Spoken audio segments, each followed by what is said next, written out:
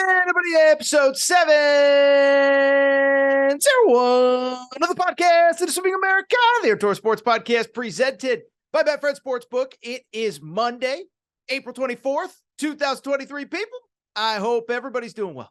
I hope everybody is having a great day. I hope everybody is ready for what should be a really fun Monday show in a really fun week of shows here on the Aaron Torres pod. Here's what you need to know about today's show. It is obviously draft week, but I think we're going to hold the draft talk until Wednesday. Should have my buddy Jason Silva from Betfred Sportsbook on to talk some props, to do some this, to do some that. Today, though, and oh, by the way, we'll obviously react to the opening round of the NFL draft on Friday. Today, though, I think the focus is on college football, college basketball, because a lot of stuff actually happened this weekend, okay? So spring football, no, we don't talk a ton of spring football, but two interesting storylines out of spring, really three. One at Colorado, one Nick Saban said something you better pay close attention to. And oh, by the way, speaking of saying something, DJ Uiagalelei, he went off on Clemson. So we'll discuss all that. And then from there, quick break, come back. Transfer portal was on fire on Friday, Saturday, and Sunday. Ryan Nembhard goes to Gonzaga. That is both interesting from the Gonzaga perspective, but also from the Arizona perspective, as there are a lot of people that are frustrated with Tommy Lloyd right now. We'll talk about big weekends for Nate Oates at Alabama. Tennessee and Rick Barnes had a great weekend. North Carolina, Hubert Davis, on and on. Very interesting weekend in the transfer portal. Lot to get to. NFL draft later this week. Spring ball today. Transfer portal today. It's April, but this show ain't slowing down. Fun week ahead, as I just said. With that said, though, let's get to the topic of the day. And the topic of the day, listen, I know last Monday I said that I just generally don't do a lot of spring football here on the Aaron Torres podcast because I don't feel like there's always like big picture stuff that we have to talk about. You go back to last Saturday, right? We had the USC spring game, Texas, Ohio State, Georgia. I really thought outside of Quinn Ewers officially being named starter, which I think everybody was expecting, didn't really feel like there was that much that came out of spring football a week ago. Well, fast forward, April 24th, and I actually thought there were two really interesting stories that came out of spring football over the last couple days, which I want to spend the next few minutes discussing. And ironically, there are two topics that we actually hit on last week on the Aaron Torres pod. So let's start with the first one. Let's go to Boulder, Colorado, because I'll tell you this. Last Wednesday, we did kind of the look ahead to the fact that Coach Prime, Deion Sanders, his first spring game at Colorado was this coming Saturday, which obviously now has since passed. And so I bring it up because what I said on last Wednesday's show was pretty straightforward. I said, listen, I understand that this is a results-oriented win-loss business, but the fact remains Coach Prime was hired, I think, the first week of December. And I truly believe that you really could not ask much more from Coach Prime since he took this job about 4 months ago. Saturday's spring game was completely sold out. 45,000 people at the spring game on Saturday. By the way, everybody on social media saw the time lapse from last year when they had 1,800 people compared to the 45,000 that they had on Saturday. And as we discussed on Wednesday's show, it wasn't just the spring game. The entire season ticket allotment for next year has been sold out. Oh, by the way, I was reading that they had, Colorado had a record-setting NIL event on Friday night in the lead up to the spring game. Every hotel in a 10-mile radius was completely sold out. So the Coach Prime effect is already taking place at Colorado. And of course, again, I get it. It's a win-loss business. And what I would say as we look ahead to and look back on what happened at the spring game, what I would say is like, I get it, right? He's ultimately going to be judged by wins and losses. I would add, by the way, for everyone who's like, oh, show me what he does on Saturdays. Well, he did go 23-3 in his last 2 years at Jackson State, but I get it. We can appreciate what he's already done while also acknowledging there is a lot of work to be done at a team for a team that was 1-11 last year. But why I bring it up, I want to spend just a few minutes talking about what I saw Saturday, because what I can definitively tell you is this. Two things stood out watching that spring game. One, the show that Coach Prime puts on, oh, it was as good as advertised. But let me also say this. I thought the football was actually a little bit better than I thought it was going to be as well. So let's talk about it. Let's break it down. Let's start with that show, because when I tell you, Coach Prime knows how to put on a production. This man was born to be in front of a camera, okay? So again, we knew 45,000 people were going to be there on Saturday. None of us really knew what it was going to look like, though.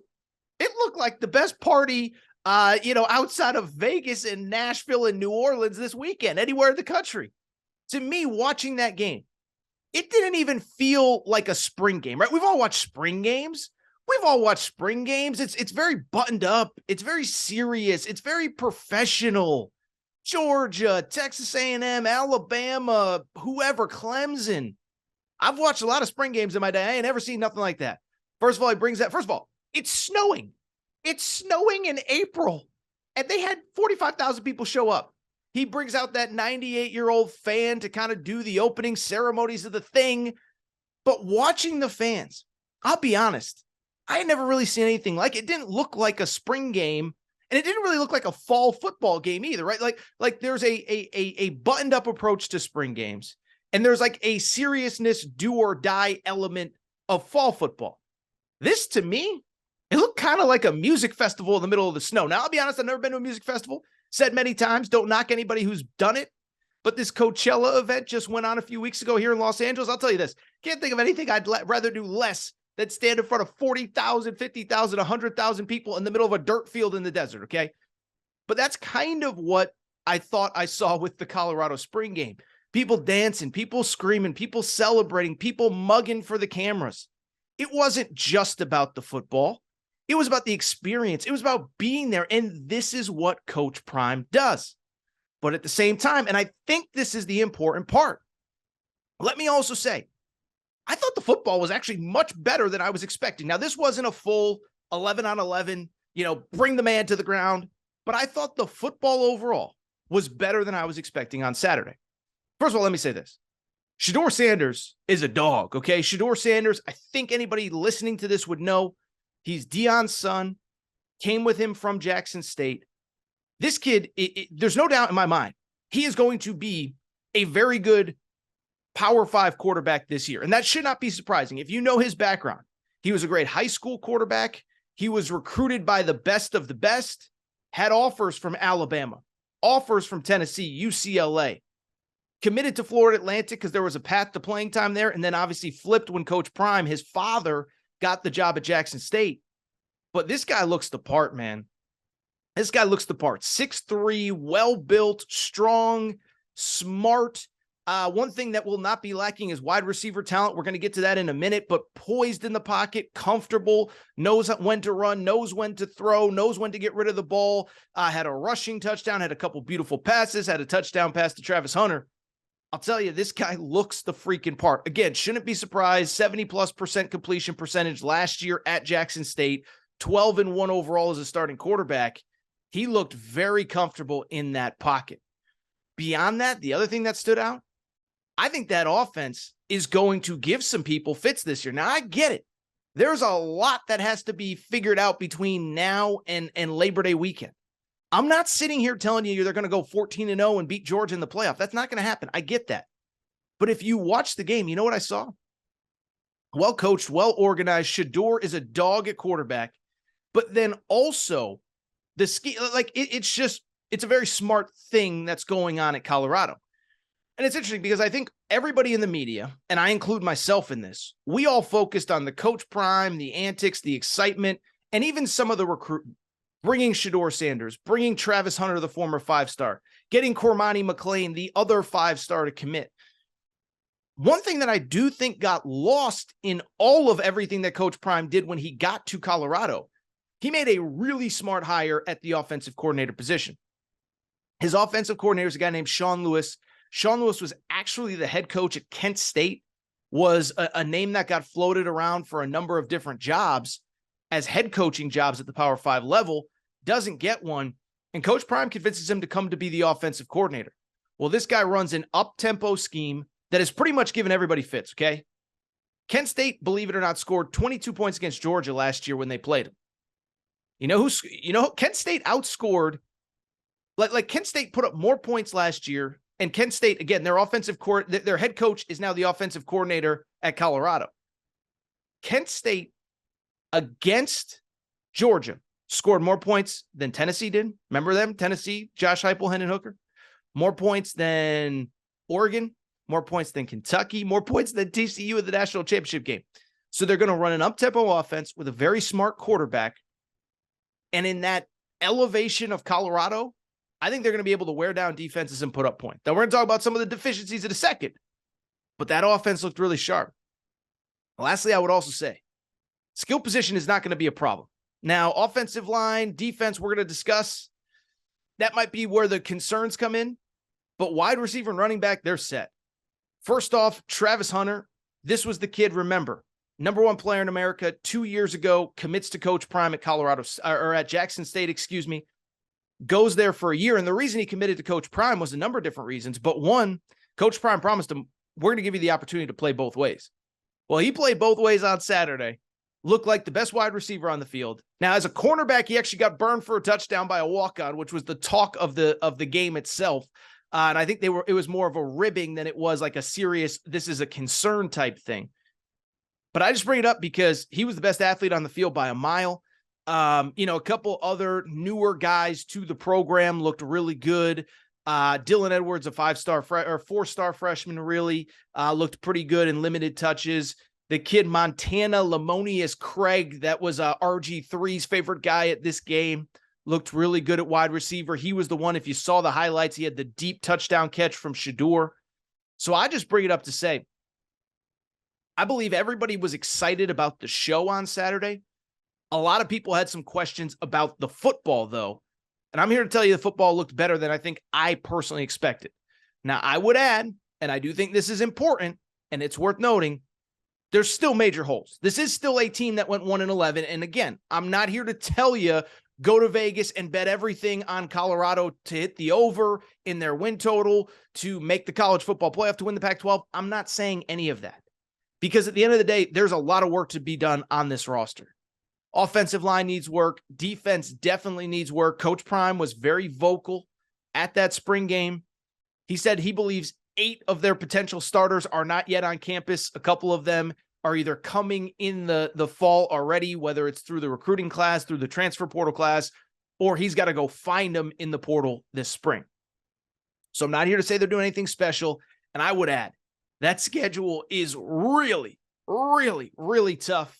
How about this for an opening schedule? They open at TCU. Remember, not sure if you watched college football playoff last year. TCU was the national runner-up. Now, they lost a lot, Max Duggan, etc., but they're still going to be tough. Then you play Nebraska week 2 at home. Colorado State. How about this? You open Pac-12 play at Oregon, USC at home. So before October 1, at TCU, Nebraska at home, at Oregon, USC at home. That is a tough start, and it is going to be a challenge. But I'm telling you, I was very impressed by this group, and I was very impressed by how Colorado looked in their debut on national TV on Saturday. All right, so what I want to do, take a quick break, come back, and when we come back, we're going to hit on the other big topic in college football on Saturday, Nick Saban. He had some very interesting comments. If you paid close attention, Nick Saban, he tells you what he wants you to know.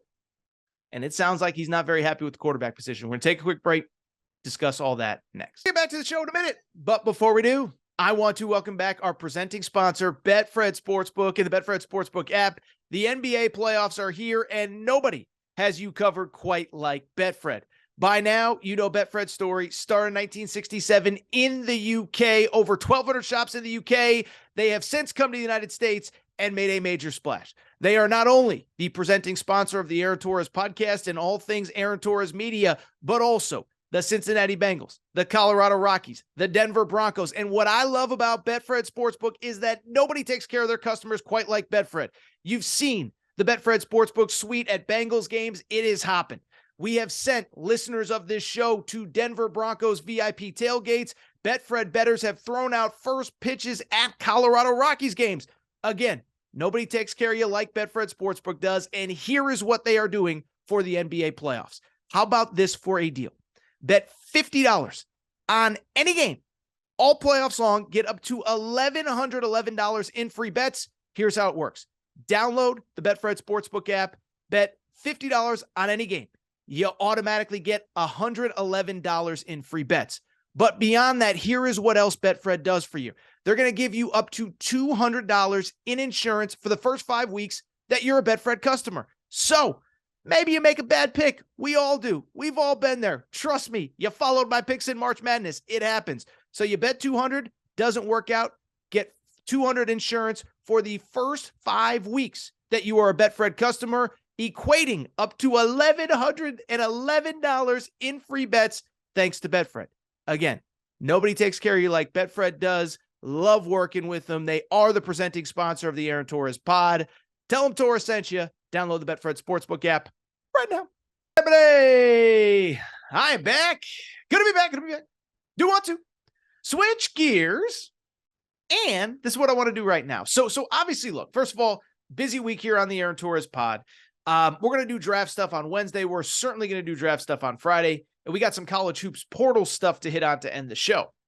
But I do want to talk more college football because, as I said to lead the show, thought there were really 2 topics that we discussed last week here on the Aaron Torres pod that we sort of started to get a little bit of a resolution on, or at least an update on, over the course of the weekend. The first, Coach Prime, Deion Sanders, Colorado spring game, we just discussed. But the other one, if you go back to Friday's show, we talked a lot about this kid, Tyler Van Dyke, Miami's starting quarterback, and the report that he was not happy with the NIL situation at Miami, that he could hit the portal, and that Alabama was projected as a potential landing spot for this kid should he hit the portal. Now, I bring it up because since Friday, we got a few updates.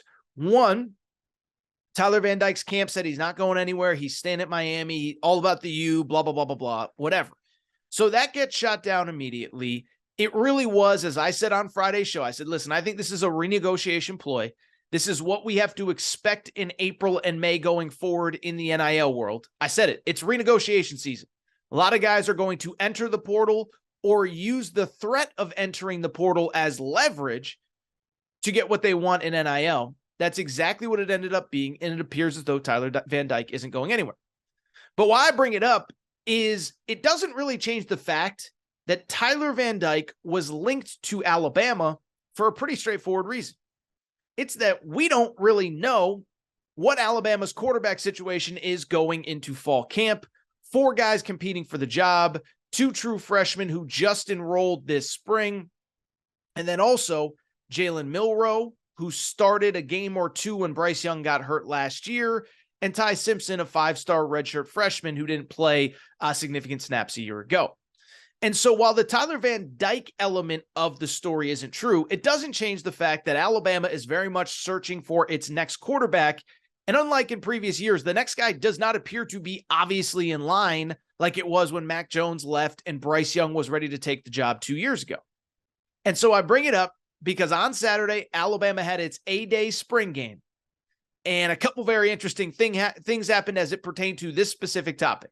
One, the quarterbacks did not look very good. And 2, Nick Saban had some very interesting comments when it came to the quarterback position and the transfer portal. So let's break it all down right now. Now, like I said, 2 quarterbacks really vying for the spot. I don't think either freshman is going to be a significant contributor this year. But Jalen Milroe and Ty Simpson were kind of the stars of the show on Saturday. What everybody came out to Bryant-Denny Stadium to see. You know, Alabama actually had more people at their spring game than Colorado did. Not really a surprise, considering Alabama's awesome, and they've been awesome since Nick Saban took over the job. But Jalen Milroe and Ty Simpson were the stars and the focal point of the spring game, and it did not go very well. Here are the final stats from that spring game. Jalen Milroe, 19 of 37. 2 touchdowns, 2 interceptions. Ty Simpson, 12 of 26 for 155 yards. I believe it was 1 touchdown, 1 interception for him. And so I bring it up because, listen, there were a number of factors. 1, you're playing against really good competition. 2, I talked to some buddies that were there. They told me, there's some drop passes here, backup offensive line, late in the game, some tip balls, whatever. So it's not to say that it was like the worst thing that has ever happened and the worst display of football that has ever happened in the history of the sport. At the same time, though, Nick Saban was asked about transfer quarterbacks after the A-Day game, the spring game, and gave some very interesting answers and some very interesting quotes about the situation that I want to discuss now, because I think it's worth diving into and I think it's worth dissecting what Nick Saban said. So the question specifically came from a reporter about how much easier it is to potentially break in a quarterback who has already been in the program versus all these other schools that are now bringing in transfer quarterbacks, right? So you think across college football, Ole Miss has 2 new transfer quarterbacks in the system. Whatever. I can't think of anybody else off the top of my head. Florida's got a couple transfers. Whatever. Kentucky obviously has Devin Leary transfer from NC State. So Nick Saban's asked about the difference between a guy that's already been in the system versus a guy that is being a transfer. And here is what Nick Saban had to say. Listen closely, because I think it's very interesting. He said, I think the people that have been in the program obviously have an advantage to some degree. They know the system. They've had a lot of reps in the system. But I also think everybody has to ask themselves, at whatever position you play, are you playing winning football at that position? And can you play winning football at that position? And I think that's the better question to answer. Who can do that best? In other words, who can play winning football? And those are evaluations that we have to make as coaches at every position. We've tried to build this program with guys that we recruit and people in the program, but we've had a few guys that have come in and made real impacts on this team. And if we see an opportunity to do that, we're always looking for an opportunity to make our team better. That was the quote. And let me just say this. On the one hand, could mean absolutely positively nothing. Hey, we're always looking to get better at every single position. Or if you have followed Nick Saban for the last 15 years and you know that he takes every media opportunity to send a message and talk about his team and deliver a message to his team through the media, you could interpret those quotes a little bit different.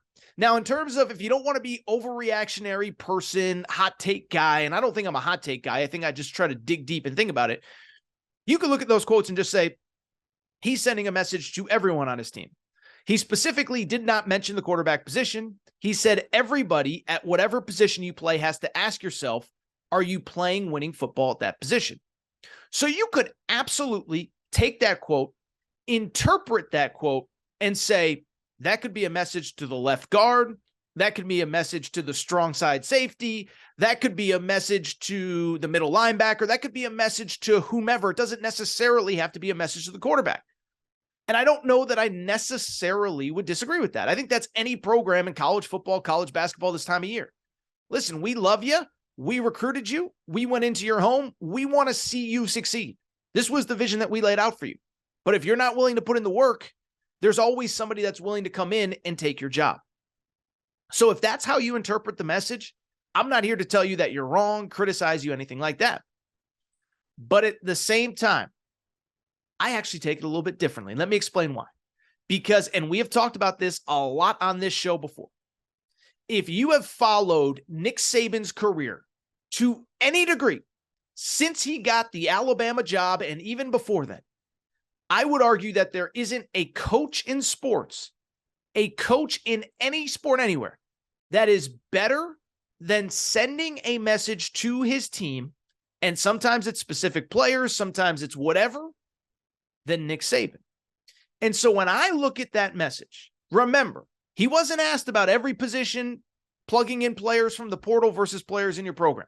He was asked specifically about the quarterbacks. And while he gave the broad 30,000, anybody can be replaced speech, I think there's something to Alabama might be shopping for quarterbacks in the spring. And the reasons why are pretty simple. One, quarterbacks weren't that good. Like if Jalen Milroe goes 24 of 28 for 374 yards and 2 touchdowns and no interceptions, then Nick Saban probably answers that question differently. Same if it was Ty Simpson, same if it was one of the freshmen. Two, and I think this part is important to me. Again, remember what the question was. Players from the portal versus players in the program. If Nick Saban was totally 100% happy with the play of his quarterbacks, don't you think there is a way that he can say, hey, everybody's got to play winning football while also letting the world know that he's happy with the quarterback position? I'm going to use Nick Saban's own quotes to do exactly that. He said, this is really what he said. He said, everybody has to ask themselves, at whatever position you play, are you playing winning football at that position? So Nick Saban could have easily said, listen, you know our mantra here in Tuscaloosa. Are you playing winning football at any position, whatever you are? Are you playing winning football? And can you play winning football at that position? And then he could have continued with something like, the quarterbacks weren't great today, but we have the highest level of confidence that the guys that we have in this locker room can play winning football at the highest level. And we believe in the guys in this locker room. They need to be better than today, but we know that they can do that. He didn't do that. He didn't do that. And again, dig deeper into these quotes. First off, he said, I think the people in the program have an advantage to some degree. In other words, yeah, you got a little bit of an advantage, but it doesn't mean that we can't go out there and replace you if you're not good enough. 2, he could have said something that took the heat off the quarterback room, and he didn't. He could have said, we need to play championship football at every position.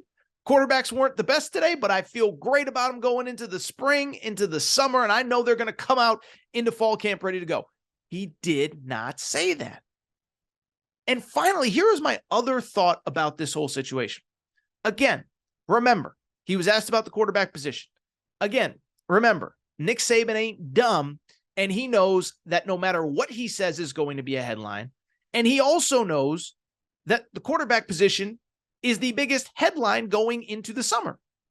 And so especially in the portal era where guys can just get up and leave, if he was totally happy with this, he would have said something to that effect, knowing that it's going to linger.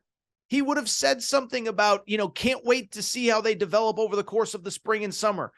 I think both are good enough to start for us today, and we'll figure out who number one is going into. There's a million ways he could have delivered it. And I think the fact that he knows that this is the biggest story, this is the biggest headline, no matter what he says, we're going to overanalyze it. He would have handled it different if he truly believed that the right quarterback was definitively in that room. Now, does it mean Alabama's taking a quarterback? No matter what? I don't believe that. I think they're going to look at their options. They're going to see what enters the portal. They're going to see maybe, I'm not accusing them of anything, but we all know a lot of times guys can be coerced to go into the portal. Now, it's worth noting, in the spring, players in the SEC cannot transfer to other spots. So that's important because a backup, say Brock Vandagriff at Georgia, he can't just enter the portal and go to Alabama or enter the portal and go to Auburn.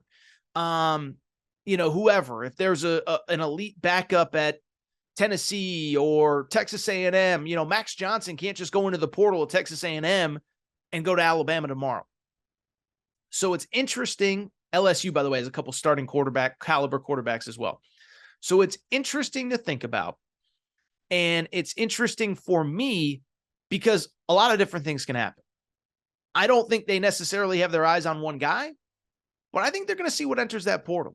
And I think they're going to see, can we bring in somebody that can compete or somebody that's better? Doesn't mean they will, but Nick Saban didn't exactly shoot down the rumor that they might be shopping around to try. So it's something to keep an eye on. It is very interesting, but Nick Saban not exactly quieting the rumors that Alabama could be in the market for another quarterback this spring. And I do want to wrap with a little bit of college hoops transfer portal news and notes. So here is the deal. First of all, crazy weekend in the portal, like absurd weekend in the portal.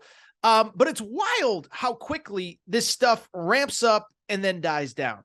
2-3 weeks ago, I think this was all anybody was talking about.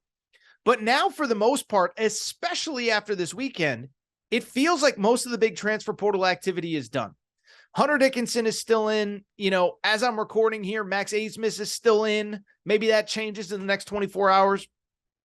But basically, everybody else is out. I went back and looked. My most recent update of best players in the portal, I think it was 9 of the top 15 players as of like Wednesday of last week have officially committed. And so what I want to do is just kind of give you some news and notes, some thoughts. I thought it was a great weekend for really 4 schools in specific: Gonzaga, Tennessee, Alabama, North Carolina, and it was a really bad weekend for one, Arizona. So let's talk about it. And let's start. Friday was a very busy day, especially for the Gonzaga Bulldogs. And if you've been listening to this show at all, you know that I don't know that I've been critical of Gonzaga as much as I've been concerned about Gonzaga. This is a program. I know everybody's got their opinions on them, but listen, bottom line is this: 2019 made the Elite Eight, #1 seed, good enough to win a national championship. 2020, if there had been a tournament, they would have been a #1 seed. 2021, best team in college basketball until the national championship game. They lose to Baylor. 2022, they're the #1 overall seed in the tournament. And so after that run, they definitely took a dip this year, and you started to look at that roster for 2023, 2024 without Drew Timme, potentially without Julian Strawther, and you started to say, like, is this the end for Gonzaga?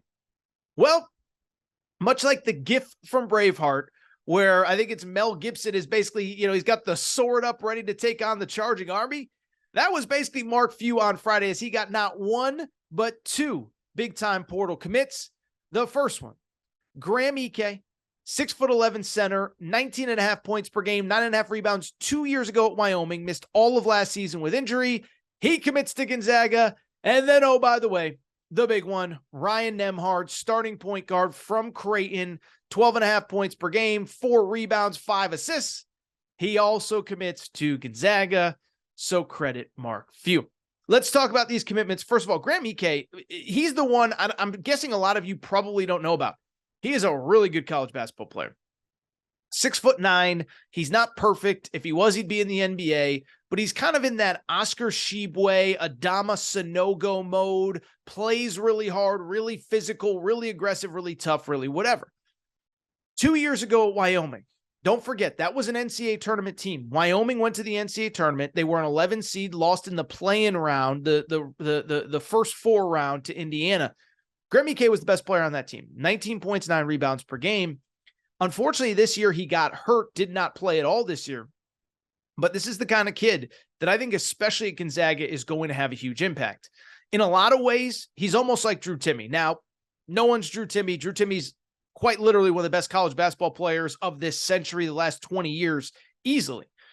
But Graham Ike is a guy. You can plug him down low. You can dump him the ball. He's going to get you buckets. He's creative around the rim. He's going to score. And again, the way Gonzaga plays, they don't play a bunch of big guys. It's not the John Calipari we're playing 2 7-footers. He just feels like the perfect piece to kind of run offense around. He's very creative with the ball.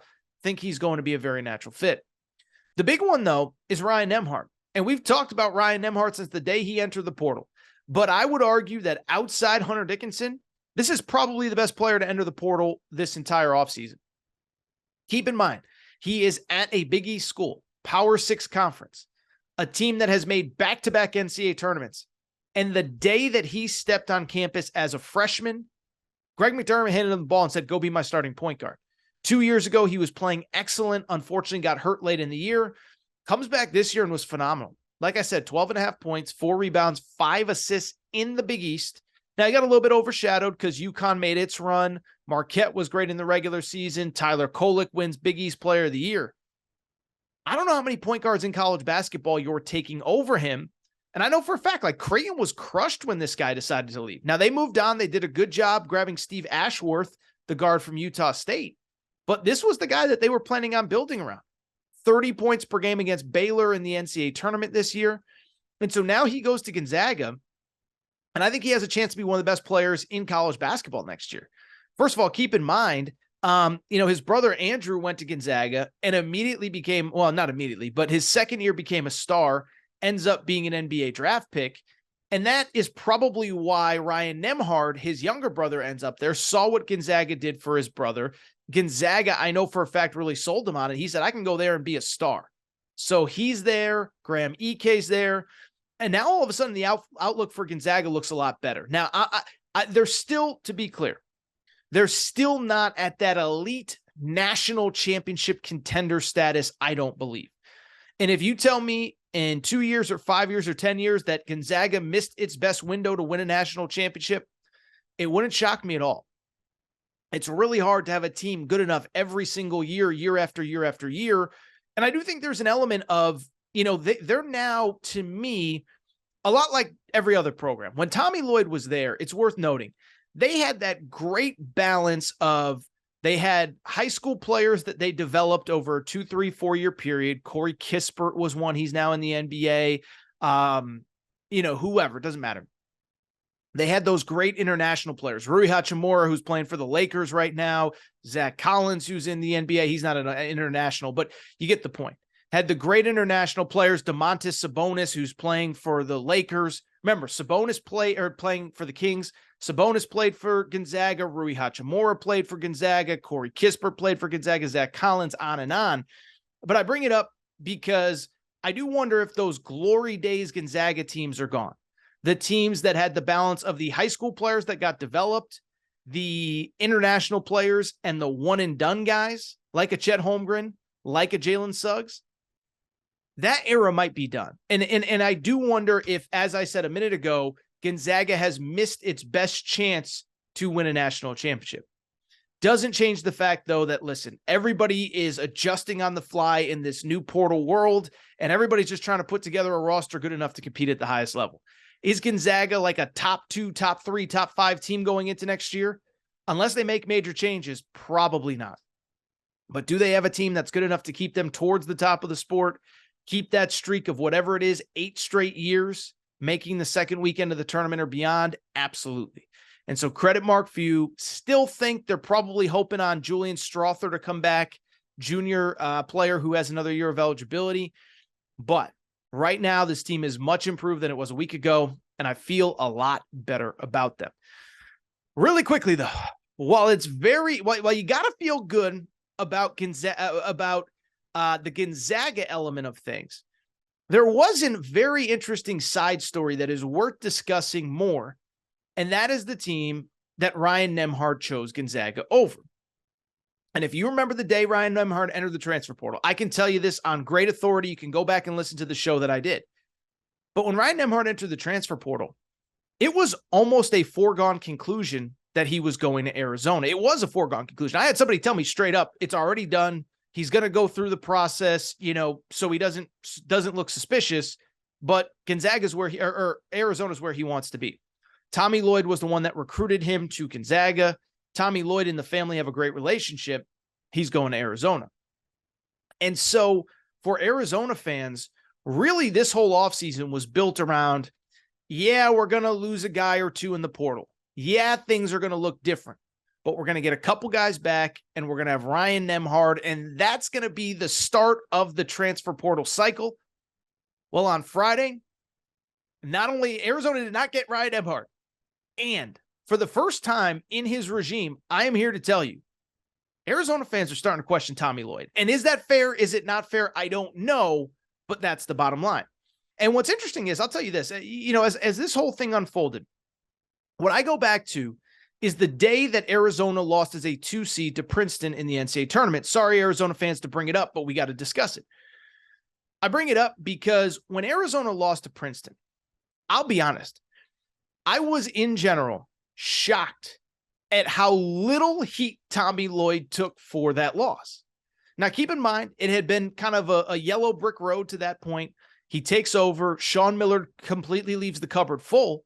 But as I've said many times on this show, as good as the talent was that Sean Miller left, I don't think he could have gotten as much in the 2021-2022 season out of that group as Tommy Lloyd did.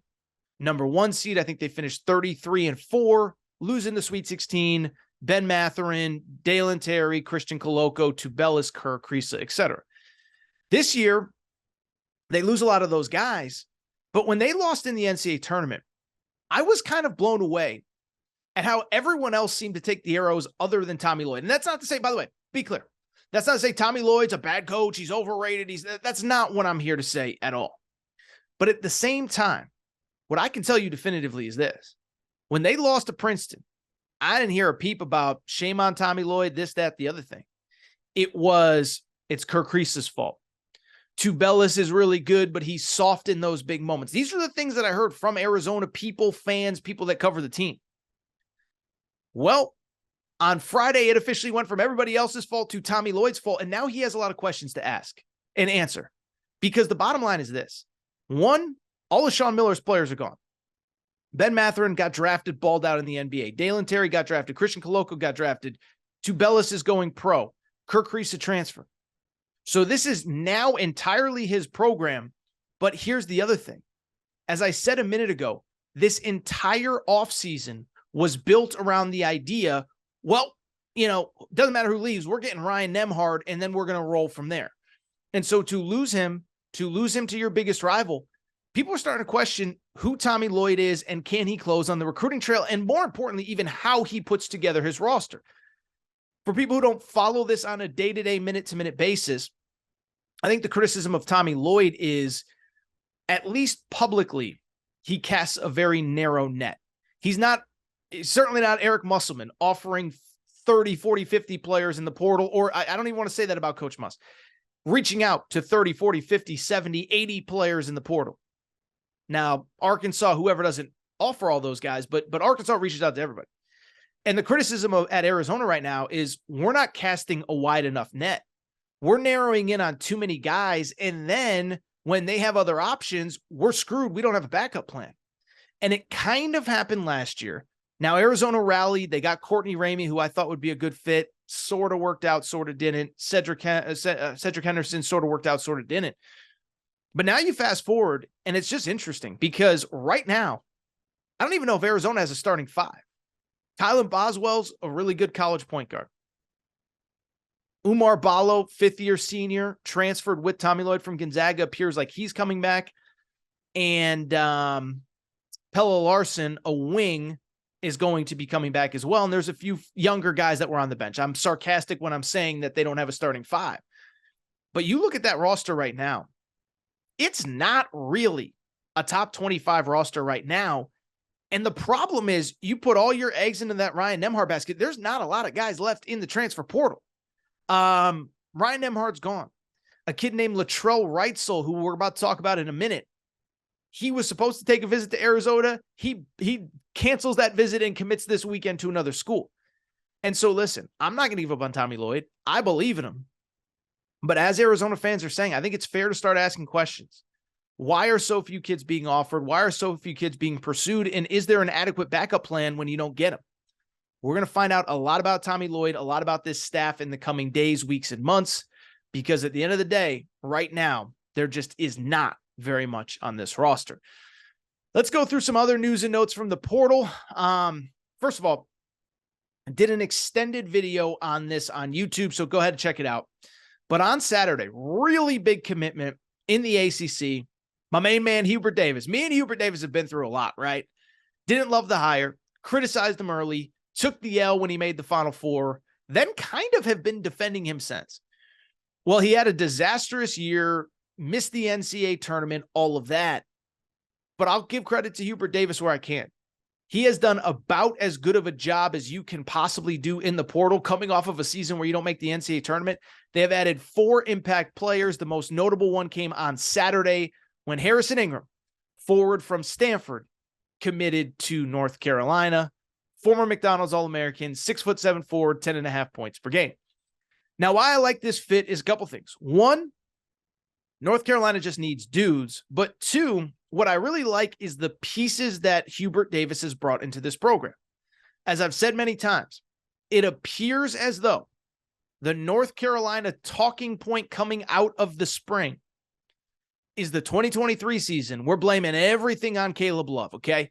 Caleb Love, basically, for people who don't remember, was basically told, you're not really welcome back. Like, it was a mutual agreement for him to leave. Baycott comes back. RJ Davis comes back. And they've added 4 really nice pieces out of the portal. They added, first of all, Paxton Wojcik, 6'6" guard from the Ivy League, really good three-point shooter. They need shooting. They need spacing around RJ Davis.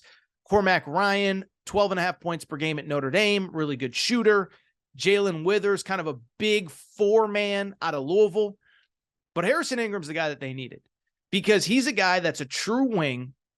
I think he's versatile enough where he can play the 4 in some big lineups. He can play the 3 in smaller lineups, but he's kind of that Swiss Army knife that can do it all. Need an open jumper? No, he wasn't a great shooter, but I think it'll be better with more talent around him. Need him to attack the rim? I think he'll do that. Again, I think he is going to be very good at North Carolina. This was an important win for Hubert Davis because that was the one spot they did not have talent on the wing spot. They get it. And now what'll be interesting from here is if there's one more move left for Carolina. Do they still pursue Mackenzie Mbako, the 5-star who was committed to Duke? Do they pursue more players in the portal, or they have 2 really good guards that are in the class of 2024? Does one of them reclassify? Rumors are Elliot Cadeau, 5-star guard, is seriously considering it. Ian Jackson, we talked about when he committed a few months ago. So keep an eye on that. But I'll tell you, much like Gonzaga, when I do my updated top 25, probably going to have to move North Carolina into the top 15. They're looking really, really, really good right now. A couple other teams that had big weekends. One, Alabama. Credit Nate Oates. Like Nate Oates, listen, happened in the regular season. We've talked about it. In the offseason, though, this guy lost all three of his assistant coaches to head coaching opportunities. And so why I bring that up, this man has been a one-man portal machine attacking the portal because he really has no choice. So he's starting to fill out his staff, but it's taken a little bit longer at Alabama. I think he's done a really good job, though. Right now, they have 3 players that are currently testing the NBA draft waters: Javon Quinterly, Mark Spears. I almost called him Marcus Spears. Mark Sears. Mark Spears is the NBA beat writer. Mark Sears is the Alabama basketball player. Charles Bediako is the third guy. So we don't know exactly what Alabama's roster looks like, but they needed help in the backcourt, and they got not 1, but 2 big commitments this weekend. The first one, Aaron Estrada, 20 points per game, played at Hofstra, was the 2-time Colonial Athletic Player of the Year. He's just an Alabama guard. He gets buckets. He can attack. He can score. He shoots about 39% from the 3. That is an Alabama guard if I've ever heard one. Now, it's worth noting, he played 1 year at Oregon, did not contribute much, and so I don't think he's going to be a star at the SEC level. But can he get you 10 to 12? Can he get you buckets when he's the third guard? I think he can. And then the second guy is the one I just mentioned with Arizona, Latrell Wrightsell. A very talented kind of big guard / wing, 6'5" or so, 16.5 points per game. It's funny. I'll just say this. He came from Cal State Fullerton. Fullerton's about probably 40 minutes from where I live. I bring it up because I kind of know his backstory well. And the Fullerton staff, you want to talk about the new era of college basketball. They kind of sold him on, hey, we think you're being under-recruited. Come here, ball out for us. And in 2 years, if you think you're as good as we think you are, we're going to encourage you to enter the transfer portal, encourage you to go to the high major level. And that's exactly what happened. Year 2, 16.5 points per game, ends up hitting the portal, ends up getting offers from Alabama, Arizona, Nebraska. He's from Omaha, commits to Alabama. Alabama, like North Carolina, like Gonzaga, they're going to be in that top 15. Alabama already was at about 13. They're going to have to be a top 10 team the next time I update my poll. Finally, talk about a team that's made a jump. How about Big Rick energy? But I'm not talking about Rick Pitino. I'm talking about my main man, Rick Barnes. So we talked about him last week. They picked up 2 big commitments out of the portal. Jordan Gainey, shooter, Chris Ledlam, forward from Harvard, and then Santiago Vescovi came back. But that pales in comparison to what they did on Friday. Dalton Knecht, maybe the best wing in the portal. Harrison Ingram was probably better. But this was a kid who averaged 20 points per game at Northern Colorado. I think he's one of the best players in the portal this offseason. And it was reflected in who recruited him. North Carolina wanted him. Kentucky reached out to him. Indiana wanted him. Dalton Knecht committed to Tennessee on Friday afternoon. And I got to tell you, this to me, he's the exact guy that Tennessee needed this year. A guy, 6'7", 6'8", can get buckets. What's the thing with Tennessee? They play great defense, but they don't score enough. Well, now you got Zakai Ziegler. You got Jordan Gainey who can hit buckets. You got Santiago Vescovi who can get buckets. Dalton Knecht. this Tennessee team has a chance to be a very good team again next year. Now, I know everyone's going to, well, Rick Barnes always in the tournament. Well, just remember, this was a team, you could criticize them if you want. They lost to Florida Atlantic, but they made the Sweet 16, and that was without their starting point guard, Sakai Ziegler. Really excited to see what this team looks like next year, and I really think Dalton Connect was the guy that they needed. All right, I think that's it for this episode of the Aaron Torres Sports Podcast. It's time for me to get out of here. A lot of good stuff on today's show, but it is time for me to go. Did not mean to rhyme when I said that. All right, it's definitely time for me to get out of here. If you're not subscribed to the Aaron Torres Sports Podcast, make sure to do so. Apple, Spotify, Amazon Music, Google Music, wherever you listen to podcasts, make sure that you're subscribed. Also, make sure to rate and review the show. Go ahead, give us a quick 5 stars. Let us know what you like, what you don't like, all that good stuff. Do me a favor, if you don't mind, make sure you're following on social media at Aaron_Torres on Twitter, at Aaron Torres Pod on Instagram, Aaron Torres Podcast Questions at gmail.com, Aaron Torres Podcast Questions at gmail.com. That is all for today's show. It is, as I said, time for me to get out of here. Thank you all for your support. Shout out to Torrent Craig. Shout out to Rachel, who hates my voice. Shout out to JJ Reddick. You F-head. Unblock me, bro. Let's talk, buddy. I'll be back Wednesday. New episode. The Aaron Torres Pod.